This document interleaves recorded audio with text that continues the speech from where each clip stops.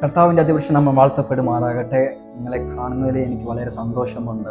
ഇന്ന് ദൈവം നമ്മളോട് ചില വചനത്തിൽ നിന്ന് നമ്മളോട് സംസാരിക്കാൻ പോവുകയാണ്. തുടർന്ന് നിങ്ങൾ പ്രാർത്ഥനയോടെ ഇരിക്കുക. യോഹന്നാൻ എഴുതിയ സുവിശേഷം അതിനകത്ത് 14 അധ്യായം അതിനകത്ത് 1 വാക്യം ഇങ്ങനെ പറയുന്നു: നിങ്ങളുടെ ഹൃദയം കലങ്ങിപ്പോകരുത്, ദൈവത്തിൽ വിശ്വസിപ്പിൻ, എന്നിലും വിശ്വസിപ്പിൻ എന്നാണ് വചനം പറയുന്നത്. ഞാൻ ഒരിക്കലും കൂടെ ആ വാക്യം വായിക്കുന്നു. യോഹന്നാൻ എഴുതിയ സുവിശേഷം 14 അധ്യായം 1 വചനം പറഞ്ഞു: നിങ്ങളുടെ ഹൃദയം കലങ്ങിപ്പോകരുത്, ദൈവത്തിലും വിശ്വസിപ്പിൻ, എന്നിലും വിശ്വസിപ്പിൻ. ഇവിടെ ദൈവം പറയുന്നു നമ്മുടെ ഹൃദയം കലങ്ങിപ്പോകാൻ പാടില്ല. യേശു പറയുന്നു, അടുത്തൊരു വാക്ക് പറയുന്നു, നിങ്ങൾ ദൈവത്തിൽ വിശ്വസിപ്പിൻ.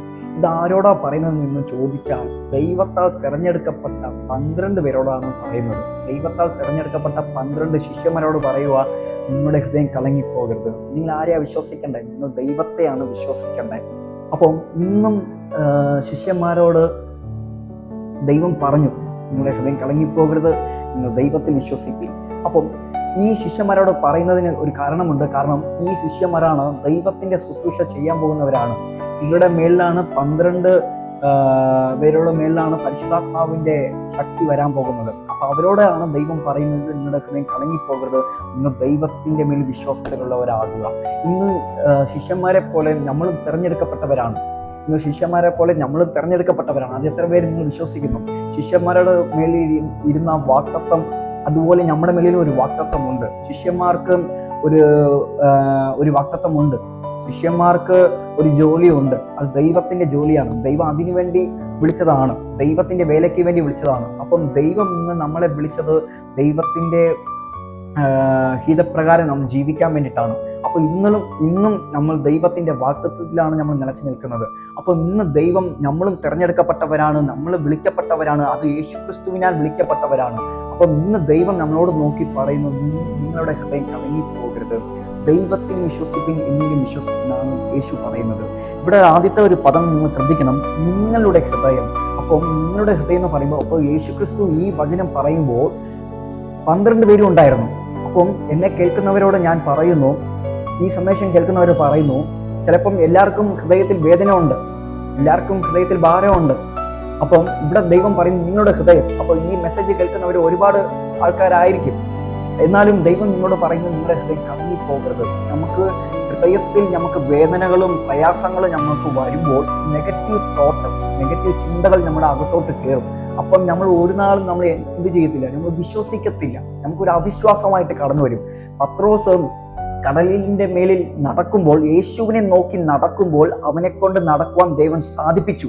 പക്ഷേ പുറകിലുള്ള സിറ്റുവേഷനെ നോക്കിയപ്പം അവനെ കൊണ്ട് നടക്കാൻ സാധിച്ചില്ല. അവൻ വിശ്വാസത്തോടെ നടന്നു. പത്രോസ് യേശുവിനെ കണ്ണുകൊണ്ട് നോക്കി ആ ഒരു വിശ്വാസത്തോടെ ധൈര്യത്തോടെ കടലിൽ നടന്ന ആദ്യത്തെ മനുഷ്യൻ എന്ന് ചോദിക്കുമ്പോൾ പത്രോസ് ആയിരുന്നു.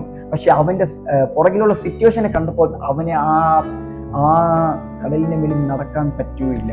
അവൻ കടലിനകത്ത് മുഴുകിപ്പോകുന്നത് നമുക്ക് കാണുന്നുണ്ട്.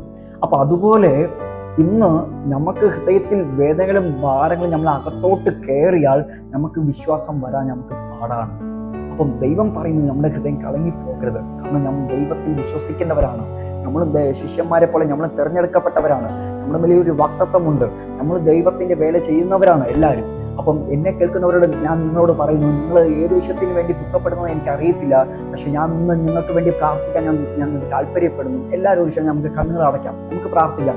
ദൈവം പറഞ്ഞൊരു വാക്കുണ്ട്, നിന്റെ ഹൃദയം കലങ്ങരുത്, നിങ്ങളുടെ ഹൃദയം കലങ്ങരുത്. അപ്പം നമ്മുടെ ഹൃദയം കലങ്ങരുത്, ആ പദം നമ്മൾ അനുസരിക്കണമെങ്കിൽ നമുക്കൊരു വിശ്വാസം വേണം, നമുക്ക് പ്രാർത്ഥന വേണം, നമുക്ക് ഒരു ബൈബിൾ റീഡിങ് വേണം. അപ്പം നമുക്ക് എല്ലാവരും ഒരു കണ്ണുകളടച്ച് നമുക്ക് പ്രാർത്ഥിക്കാം. ഞാൻ നിങ്ങൾക്ക് വേണ്ടി പ്രാർത്ഥിക്കാം.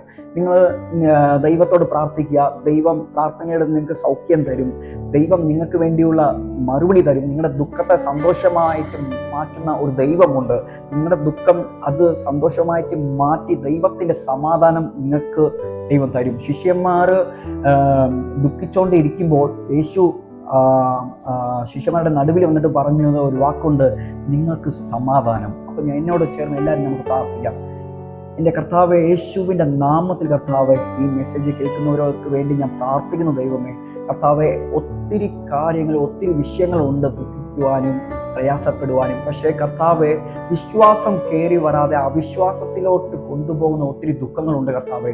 യേശുവിൻ്റെ നാമത്തിൽ കർത്താവെ ഞാൻ അവർക്ക് വേണ്ടി പ്രാർത്ഥിക്കുന്നു. പിതാവിൻ്റെ, പുത്രൻ്റെ, പരിശുദ്ധാത്മാവിൻ്റെ ശക്തി അവരുടെ മേൽ വെളിപ്പെട്ടതിനാൽ ദൈവത്തിന് സ്തോത്രം ചെയ്യുന്നു. ദൈവമേ കർത്താവെ, ആ ഹൃദയത്തിൻ്റെ കലക്കം മാറാൻ ദൈവത്തിൻ്റെ കർത്താവെ വിശ്വാസം അവർക്ക് അത് വിശ്വസിപ്പാനും ദൈവത്തിൻ്റെ വചനം ഹൃദയത്തിൽ പ്രവർത്തിച്ചതിനാൽ ഞങ്ങൾ സ്തോത്രം ചെയ്യുന്നു. ദൈവമേ കർത്താവെ, എന്നോട് ചേർന്ന് പ്രാർത്ഥിക്കുന്നവർക്ക് വേണ്ടി ഞാൻ പ്രാർത്ഥിക്കുന്നു. അവരുടെ ദുഃഖം കർത്താവ് ഈ നാളുകളിൽ ഉള്ളിൽ അത് സന്തോഷമായിട്ട് മാറ്റിയതിനാൽ സ്തോത്രം. തെരഞ്ഞെടുക്കപ്പെട്ടവരുണ്ട്, വാക്തത്വമുള്ളവരുണ്ട്, ദൈവത്തിൻ്റെ വേല ചെയ്യുന്നവരുണ്ട്.